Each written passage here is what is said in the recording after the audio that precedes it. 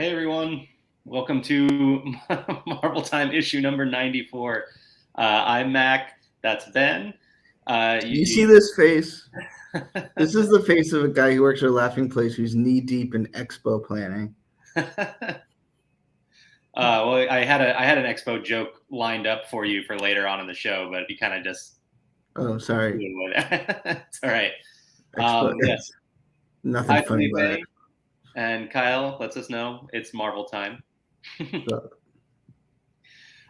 So yeah, we are going to break down some of this week's comics. We're going to talk about the premiere episode of She-Hulk Attorney at Law, now on Disney Plus, and then a little bit of Marvel news. Not actually, really wasn't that much over the past week, but a little bit to talk about.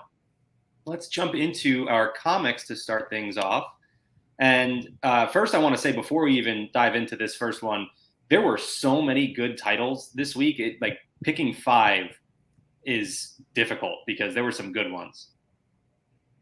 But we do have Avengers 1 million BC to start off with, which I don't like the way that they like worded this title. I don't like seeing the number 1 million written out like that. Okay. I don't know. It felt really weird, like writing out the title for my review of this comic, which is on Laughing Plays right now. And I don't know. It just felt weird writing out the number 1 million, like numerically. That's a very doobie thing for you to say. Oh no, maybe I've been spending too much time with Doobie. Yeah, be careful. I just was a little confused because I feel like we've gone through, like, this is like the 20th time we've had a Avengers 1 million BC comic. Now, obviously, the story has been kind of been going back and forth, is tied to the what's going on with the Avengers and everything, and this sort of ongoing saga with these sort of prime Avengers, whatever you want to call them. Written by Jason Aaron, who's obviously running the Thor title, which plays a big part of this, and Avengers, which inherently plays a big part in an Avengers book. And it's my pick of the week. Oh, really? Wow. I was not expecting that one. Well, I like it. I liked how it was able to take an Avengers story with these characters, but make it very personal. I mean, it's a little Thory, like where it's like, there's a lot of soap opera, like sort of God soap opera. Yeah. But I just like the way it told the Phoenix's saga. I think the cover's a little hyperbole, the Phoenix's connection to the birth of Thor, in that like it makes it imply other things. More of like it's like the guy who set up my mom with my dad somehow is connected to my birth. But it doesn't sound right. But yeah, no, I liked it, and I love these old school Avengers. Like I just like this story. Like I kind of wish it was just an ongoing title as opposed to just kind of not knowing where you're going to get bits and pieces spread across whatever. But yeah. Yeah, I totally agree with that. I do really enjoy these characters. I think it's a really awesome concept to sort of the prehistoric Avengers, right? Like it's Agamotto, it's the original Iron Fist, it's the first Black Panther. So it's like it's not the characters we know, but it's versions of them that preceded them. So I really like that concept.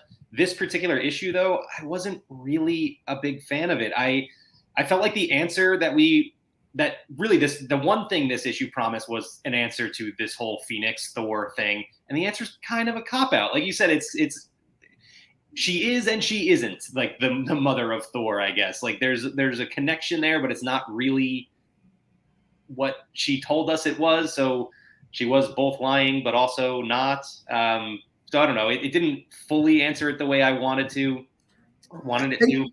I guess I kind of maybe I wasn't paying enough attention to the hyperbole around it. So like comics oversell themselves all the time. Did you see that Doctor Strange is coming back? I saw that last night, and I was like, yeah. But I don't know. I did like it. So I did enjoy reading it. I just don't think I got the result that I wanted. And I am interested to see well, I mean, I guess now we have this information. Thor doesn't necessarily have the information, but when Thor does, because he will at some point, I am really interested to see how that plays out and if he embraces the Phoenix and how that goes. But so I'm interested what comes out of this issue more than I actually liked the issue itself. Yeah, see, I'm the opposite. I don't really care. Like, they can never address this again, and I wouldn't care. Okay. I just thought it was a nice little story of, kind of, and not so much Thor. Like, Thor's, it's more about the Phoenix here and like the struggle she had, like having to be away from the love of your life, which is not a person in this case, is just sort of tragic. Yet, I don't know. I just, we had a lot. Now, this is a week where we had a lot of heady comics. Yeah. And so it was really kind of tough to pick. We had a lot of good comics, but a lot of obviously Eternal stuff because of A.X.E. So right. Anyway. Well, we're gonna get into all of the A.X.E. stuff, but one more comic before that, we have the finale of the Banner of War story arc. This is Hulk number 8, the Hulk versus Thor battle we've been having for a while now. How did you feel about this one?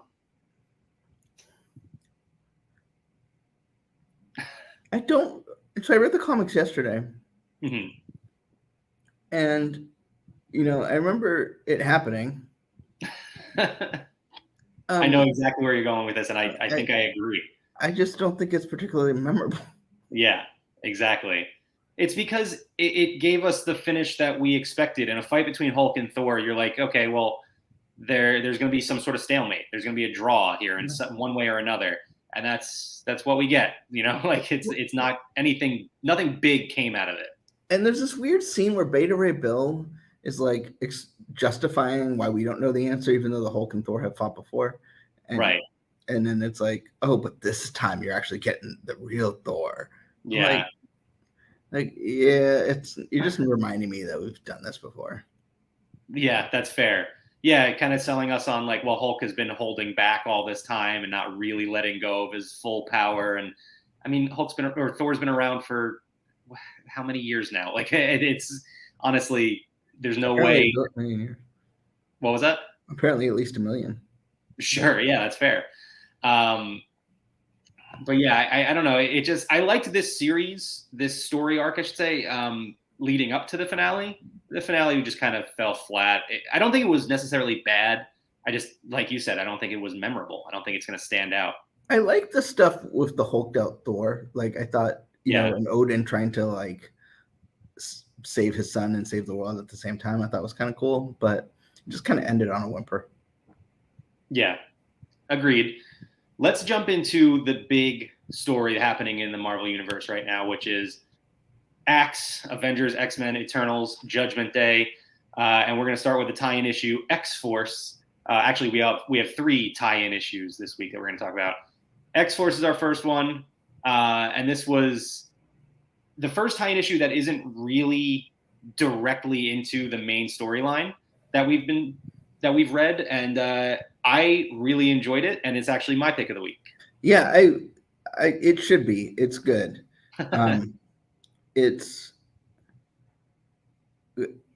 It leaves you wanting more. Like, you want to try to, and not in Judgment Day necessarily, but in terms of the storyline in X-Force. And to me, X-Force was always like the ragtag team. It was funny, but it was never like, you never got that invested into it because it was X-Force. Right. But the Kraven stuff in here, which I don't think is this. If it is a spoiler, it's spoiled. Is this really cool? Yeah, I totally agree. For me, it's the combination of characters you have in this. I mean, you get a little bit of Deadpool. I think you get just the right amount. Like, they don't let Deadpool take over this comic. You get some Wolverine to start things off, and then Omega Red and Kraven just being like as maniacal and evil as they are. Even though Omega Red's sort of on the right side of things at this point, you kind of get the feeling it's not going to last that long. And yeah, the Kraven stuff in this is just so good. When Kraven is done well, he is just one of the best characters to read. It's so much fun. The reason this was not my pick of the week is I have I cannot pick anything that refers to dead dogs. Oh, that's fair. Okay, I get it. but yeah, I really like this one. Just again, just such great characters, and I am enjoying Judgment Day as a whole. So really, anything that ties into this has been a lot of fun, and we're going to continue with it with X-Men number 13. I went this order because this is the way that I read them. Although I learned while reading this that I probably should have read Death to the Mutants first. Didn't They really should. They should put those checklists at the front of the comic. Right, exactly. So I don't have to go all the way to the back first to figure that out. But yeah, X-Men number 13. I liked this one too. I like, and it's surprising, right? In a week where we have X titles and we have Avengers and Hulk, I preferred the X titles. What is this? The Twilight Zone right now? No, I really like this lineup of X-Men. You got Jean Grey and you got Cyclops. So you have your typical leaders, but then you've also got Magic and Wolverine, but not Logan. And what I think is good about this book, which we don't have as much in X-Men recently, which probably the problem is X-Men acting as a team. And you have these diverse powers, and part of what you want to see is, okay, you go over here, do this, well, I do that, and then what happens when we combine them? Like that's what makes it cool. Yeah, it's that what happens if you put Mjolnir on Captain Shield, thing. Like you want to see those interactions, and I felt like you felt like there was a team, like it was the X-Men as opposed to X-Men being used as telling this Krakoan sort of saga that doesn't involve the X-Men. Right. Yeah, no, I totally agree. And putting the character Sync in here too, that's like SYNC, not like the kitchen sink, but who has the ability to just link up with any the other kitchen. That guy's mutant power is a whole can of whipped cream. But he has the ability to sync up with any other character and mimic their power, which like plays into what you were talking about. You want to see these characters like work together like that. And so there's this whole thing with him and Iceman that's really fun. And I just think it's a great lineup of characters. And again, seeing this, what was it? Was it last week, Judgment Day number 2? I think that was last week. And seeing, the finale of that out into this and how it impacted these characters, which we didn't see last week. The tie-ins have just been done so well for this story so far. Now let's get to one more tie-in and our last one of the week, which is A.X.E Death to the Mutants. This one I enjoyed as well. However, the Eternal side of things is by far the weirdest. The whole hierarchy of the Eternals is a little bit difficult to follow at times, but Druig is a very interesting sort of villainous mastermind here because he's pulling the strings, but it also kind of feels like he's not really the big bad. Like there's something else going on here because he's so unsure of himself that you get the feeling there has to be something bigger. Yeah, I think that I'm not super familiar with the Eternals. I mean, they kind of pop in and pop out. They've never been super popular, I think. And, it's not the movie Eternals, so you don't have that sort of shorthand to rely on. And it gets a little confusing.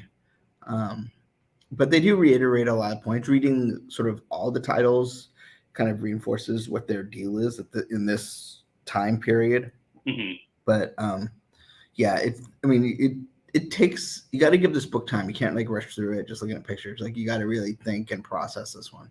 Yeah, that's definitely true. Especially, you're basically trying to understand 1/3 of this whole crossover story here. And so it's obviously a big, important part of this crossover event. And then again, we are getting this finale that ties into the finale of last week. And then this X-Men issue we just talked about, where we are having a new celestial, quote unquote new, I guess newish, celestial that is sort of, we don't know right now. I mean, maybe the big bad, but there's something going on here. So it's really interesting to see where this is going and how it's going to impact these characters. So yeah, that's our comics for this week.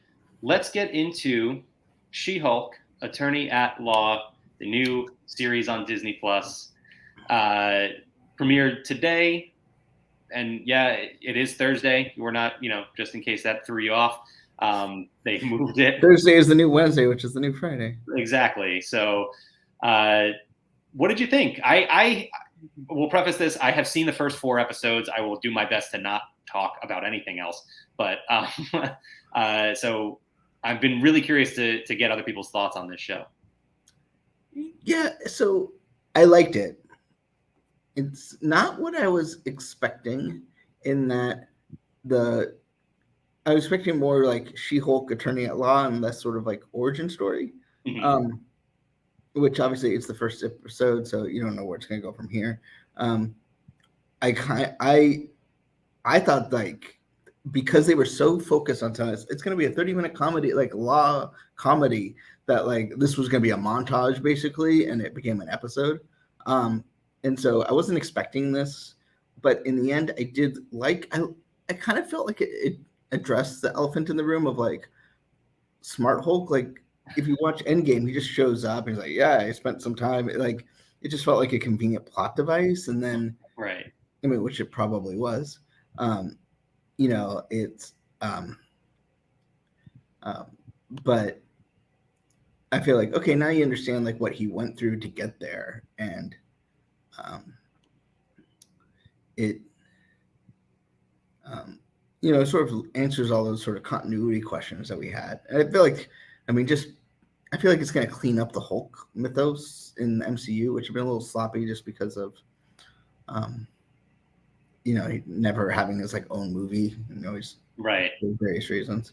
Which is, do you know the history of She-Hulk? Like, why she was created? No, I don't think I do. So there was the Incredible Hulk show on some network, right? Created by Universal, and at the time they had the $6 Million Man, and then that begat the Bionic Woman. And so they were concerned that someone was going to, like, the producers of the show, which wasn't made by Marvel itself, was going to create a She-Hulk. And just like, because like that's what you did back then, is you had the guy version and you made the girl version. So they created the She-Hulk so that they would have the rights to the character before a television producer could. So I think it's sort of poetic that she ends up having, like, they can't have the Hulk be on TV, so now they have She-Hulk. That's brilliant. Just get out ahead of it. Yeah, I like that you pointed out that you know, they embraced the Smart Hulk thing and kind of filled the gaps for that. I love, it's another example of Marvel listening to the fans and playing off of what we are giving them, you know, just on Twitter. Like, and you had the Ant-Man thing on the Disney Wish, and now you've got Hulk saying, "I'm Smart Hulk. I didn't come up with the name. People came up with it for me." And it's like, that's so awesome. I love that they do that. Yeah, I liked all of the stuff between Jennifer Walters and Bruce Banner. I thought it was, you know, their chemistry was great. It was really, really funny the entire time. I found this episode to be hilarious, and it only gets funnier from here. So I'm really, really enjoying this show. I'm so excited that they're doing a comedy. It's great. How did you feel about the fourth wall breaks, by the way? I didn't. I mean, I thought they were fun. I know that that's part of who she is, like in the comics. I don't know if I was like an MCU only person, if I'd be like, why is this character suddenly like breaking the fourth wall? It doesn't make any continuity sense. Sure. I mean, but yeah. I mean, I think it, you know, she's sort of the prime, you know, she was Deadpool before Deadpool. And so, you know, it's I don't think they overused it, which would have been a burden. And like everything could just be like, you know, they kind of like, you know, you don't need to overthink it. You know, and I just hope fandom doesn't like, well, you know, what does this mean? Like a multiverse, like just take it for just a fun show element and nothing more. Otherwise, you're going to ruin it. I just can't wait for the interactions with Deadpool and who stole whose shtick and how that yeah, no, I love it. I thought they handled it really well for this first episode, especially, you know, the moment where she realized she could do it and how it sort of confused her. So I like that. I feel like we got to talk about the one potential big story element that could spin out from this show. Which is... So like, as soon as she is in the car with Bruce, you're like, oh, they're going to get in a car accident, and then his blood's going to get inside her. because Right. that's what happened. I mean, that's the origin story you expect, right? He doesn't take a genius to figure this out. But what I wasn't expecting was the car crash to be instigated by a sort of comic famous spaceship. Yeah. Yeah, well, I mean, a spaceship that we've even seen, or at least this style of spaceship that we've seen in the MCU in Thor Ragnarok. And later, Bruce confirms for us that it is a Sakaran ship. And so, we had Ragnarok, we had Hulk on Sakaar, and there was sort of that like, oh, are they telling the Planet Hulk story here? And they did sort of an abridged version of it there, but never really got into it. And there's been rumors of World War Hulk being a story they want to tell in the MCU for a long time. And it looks like they're maybe planting a seed here because, the World War Hulk spins out of Planet Hulk, which is Hulk saving the people of Sakaar from a dictator, which kind of already happened, but it'll be interesting to see how far they're willing to go with that. So I don't know. Maybe we're heading in that direction. Yeah, and I think it would be kind of neat to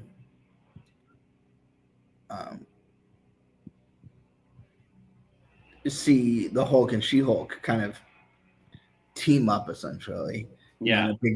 On a bigger stage. Yeah. Well, it'll be interesting to see which side she falls on too. If we do get World War Hulk, and does Jen try to talk him down, or is she going to side up with him? It'll be really interesting. And I'm just curious if they do plan to go in this direction, how they decide to tell this story, where they fit it into, the lineup that we've seen already. How big is the story? I also think, what I keep having to remember is the faces are a lot shorter than they used to be. So It's only like, we know Phase 4 ends like in a year after it starts, basically. It's a year and a half maybe. So it's not like, just because it hasn't been announced doesn't necessarily mean it's not 2 years down the line or 3 years down the line. Oh, sure. Yeah. It could definitely be a ways off. I'm just curious as to what they decide to put it before and after. And, this could be anything from like a 5-episode Disney Plus series to Avengers World War Hulk. I have no idea. Like it could be told on either one of those scales. Right. So I'm really curious to see if that is the case, if they decide to go with it. We're obviously not going to go into detail on it, but I have to tell you that the tag of this episode, I have been dying for weeks to just scream exactly what she screams at the end of this episode, and I will not do it here. But do you know who else had a strong reaction to it? Who? On Twitter, Chris Evans. Oh, I did see that. Yeah, he reacted to it with some laughing emojis. Yeah, he clearly liked it too. It's that tag actually is the perfect. That's what this show is. That's exactly what it is. Like, it's just a comedy set in the Marvel universe with some great characters. By the way, there's a tag every week, so we're gonna get something like that. Not like that one, but a tag. Groot. Never mind. Yeah, so really, really liked this first episode. And I'm definitely looking forward to more. I'm trying so hard not to talk about anything else, but so yeah, can't wait for more She-Hulk. All right, let's jump into our news. But first off, kind of news. We have a new book review up on laughingplace.com. It is Black Cat Discord. This got posted on laughingplace.com yesterday in honor of Black Cat Appreciation Day, which is apparently a thing. Were you aware of that at all, by the way? No. I just happened to be reading this Black Cat book and saw that was a thing. So this book is fantastic, by the way. We've been doing some of the A.K.E Marvel books over the past year or so, probably. And I've really enjoyed a lot of them. This is my favorite. And I don't even think it's close, to be honest. This one was so good. I love the character of Black Cat, so there's probably a little bit of bias there to begin with. But I think this character story is told here as well as it is in any comic or any show or anything like that. She's a very relatable character and, just fun. Like there's a lot of comedy in here too, and who doesn't like a good heist story? So it's a really good, really good Marvel story, just in the form of a novel as opposed to a comic. All right, now let's jump into the real news here. And we learned that Disney and Marvel will have a game showcase on at the first day of D23 Expo. And this will actually be live streamed, so you can watch this at home if you are not in attendance at Expo. And I'll just give you a brief summary right here.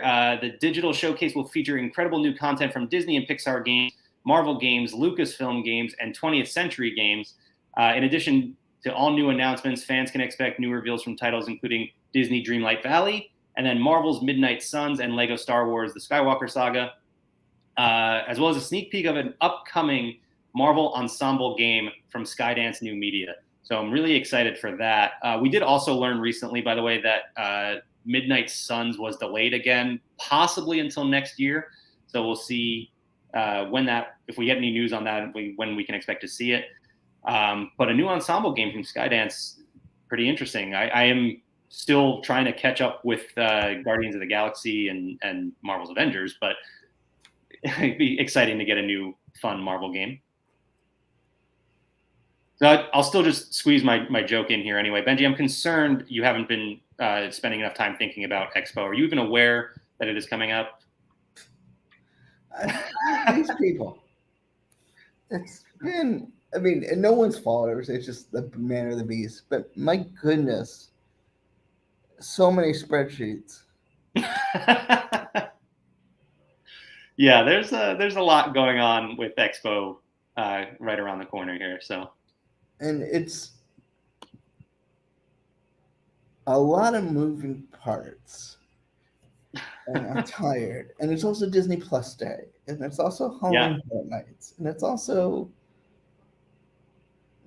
like 3 days before my vacation. So I have to get prepared not only for Expo, but for everything after Expo. I'm so tired. Is that your Jar Jar Binks impression there? Yes. I like it. Jumping to Disney parks, the Mighty Thor last week appeared for the first time in Avengers Campus in Disneyland Paris, or Walt Disney Studios Park specifically. So yeah, another awesome character to pop up out there. I am Jim Foster.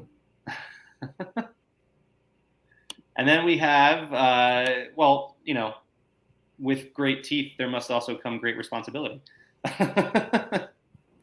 I want. This is my. If anyone's watching who wants to give me a overpriced Christmas present, I have the Iron Man one. That was going to be my question. I know that we tweeted about the Iron Man one a while back. I wasn't sure if that was you or not.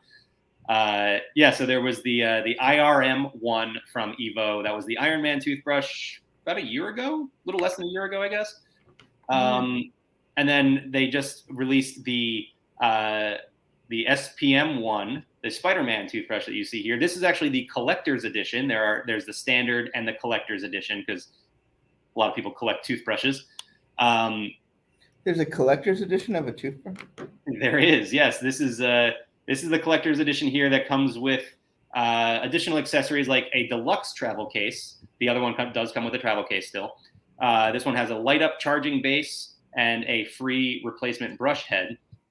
The standard is $99.99 and the collector's edition is $149.99. And these are available for pre-order with shipment expected in September. So there you go. You can add some Spidey flair. I have the Iron Man one, and dentists seem pleased. So just in case you're wondering, there you go. All right, so it is serving the purpose in addition to just looking cool. I don't. It's like, do I need two? Like, how many toothbrushes? Well, you have a morning toothbrush and a night toothbrush, then, right? Oh, is that the way it works? And I like it. I mean, it's not just branded, right? It's like a nice toothbrush. I just yeah. I mean, it looks functional, and then it does also just look really cool. Like it is a really cool looking toothbrush. I am confused by the difference between the collector's case and the regular case. We do have it has Spider-Man on it. Yeah, we do have pictures on laughingplace.com. There's a full post you can check out.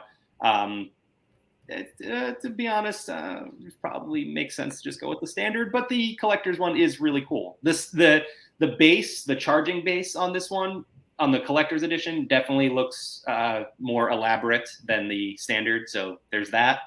But it really just depends on what you want out of your toothbrush.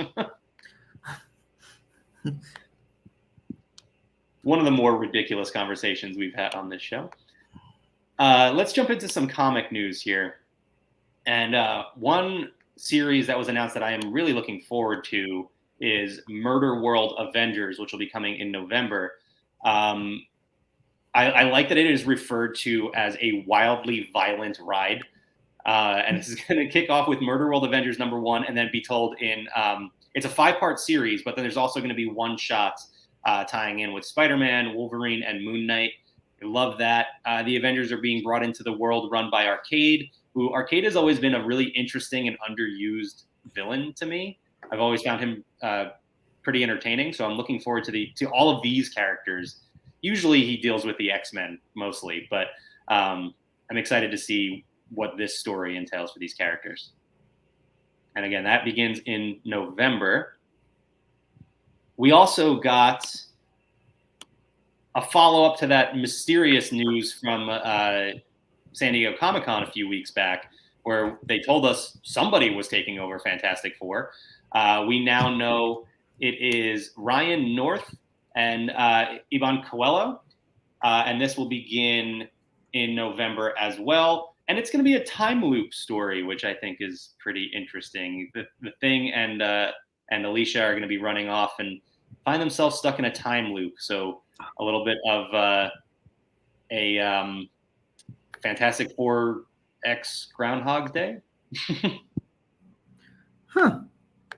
I love the Thing and Alicia. I think that's been a great dynamic. Yeah, especially now with the kids, the Kree and the Skrull kids whose names I can't pronounce. I hope they stay. Yeah, I hope they continue to be a part of their story. And they did say in the description of this new series too that don't worry, the Fantastic Four aren't going to be separated for too long. They'll come back together. So I'm really interested to see how this plays out. I like when a time loop story is done well. I really enjoy it. So I hope this. Do we know where Dan Slott's going? I don't think we do. It's weird because the next big thing panel at San Diego Comic-Con, we learned like 4 different titles Christopher Cantwell's writing, but nothing for Dan Slott. No. So interesting. Not sure where he's going to be going. I'm sure whatever he's going to end up taking over is going to be great. So I'm on board no matter what the character is.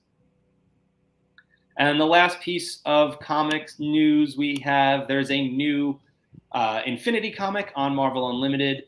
And this is seeing America Chavez team up with Loki, which is a combination I didn't know I wanted, but now I really want to check this out. Marvel's Voices America Infinity comic #12 kicks off this story arc, and you'll have a new comic on Marvel Unlimited every Wednesday. I'm really interested to see these two characters work together. That should be pretty fun. So that is it for our Marvel news. Like I said, not a ton going on. Still sort of in the fallout from San Diego Comic-Con, and now in between that and Expo, we're sort of building up to the next big wave here. Are you able to pull up Laughing Place Twitter? Yeah. What am I looking for? The last tweet. Okay. Okay, give me a second. Vamp for me for a second here. Well, on Marvel Unlimited, I'm actually currently reading the She-Hulk run by Dan Slott, so it brings it all together. I did consider getting into that. I wanted to go back to the Byrne run, which was where she was breaking the fourth wall for the first time. Yeah. But yeah, I have just been reading. I caught up on. I know this is the one that I go back to all the time. But Strange Academy, they just recently wrapped up with kind of wrapped up. It was issue number 18 that came up and sort of wrapped up this story. And give me 1 second here. If there's a prize for rotten judgment. But I really, really like the way that they wrapped up that story. And now there's what do they call it? Strange Academy. I think it's just finals, right? Strange Academy finals or final exams or something like that. Yeah. And I think it was either September or October. That story, man, I love it so much, and it's one that I don't normally get into because it's not focused on Spider-Man or any major character. It is more focused on these new characters that are very different. All right, hang on. I got the tweet up here. Okay, so this is the She-Hulk bench. Now you probably have seen this bench like art like on regular bus stops, but they even made this one sag as if a Hulk sag. Yeah, that is really awesome. Oh, okay. I didn't realize this was there. That's really cool. As it slowly tries to pull up the image, I just have too many tabs open right now. But yeah, so is this in Avengers Campus or is it just outside Avengers Campus? It's in that walk near before Avengers Campus, kind of by Tower. Well, it depends where you consider. I don't know. I don't know where the property line is, but it's right there across from the Hyperion and Cosmic. Mission Breakout. Yeah. That is really cool. I love that they have absolutely crushed it with the marketing for this show. They've done such a good job with this. The number that you could call that came out of Comic-Con and so many great ads for it as well. It's funny though. I went by a real bus stop, with this bench. What was it? LA, and you could see the sticker that they had to put on the release date. Nice. Tell, it was there before they changed the release date, and then they went back and updated the bench. Yeah, probably quite a few disappointed marketing people after that move. Yeah,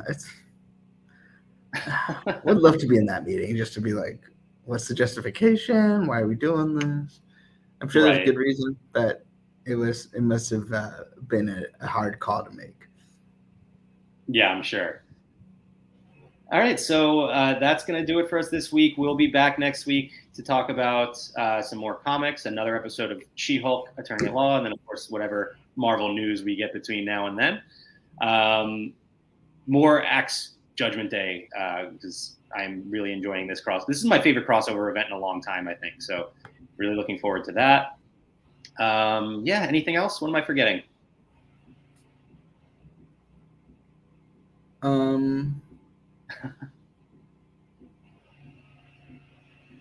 I think that's it. All right. Well, we'll be back next week, and we're just going to continue preparing for D23 Expo, where we'll have a whole bunch of Marvel news to talk about.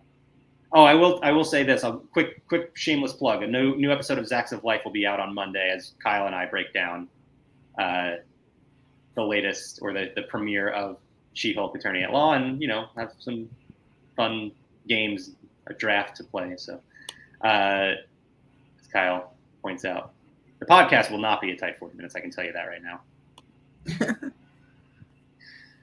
All right. Well, we will see everyone next week.